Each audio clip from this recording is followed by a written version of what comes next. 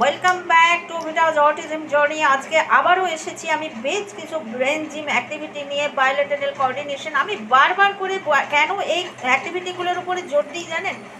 আমাদের left and right brain হেমোস্ফিয়ার যখন একসঙ্গে সিঙ্ক করবে না, দেখবেন বাচ্চার ইমপ্রুভমেন্ট কত তাড়াতাড়ি হচ্ছে।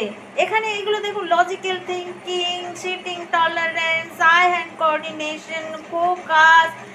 মানে যখনই এই দুটো ব্রেন আমাদের একসঙ্গে কাজ করে তখন এই জিনিসগুলো না বুঝতে পারবেন না আপনারা নিজেরাই। সেই জন্য আমি বলি, যেমন প্রতিদিন হচ্ছে আমরা ব্রাশ করি, স্নান করি, সেই রকম এই অ্যাক্টিভিটিগুলোকেও আমাদের বাচ্চাদের এমনভাবে আপনারা রাখবেন যে দিনের অন্তত একবার বা সম্ভব হলে দুবার, ছোট বাচ্চাদের বিশেষ করে যাদের অটিজম হয়তো এই সবে সবে ডিটেক্ট হয়েছে।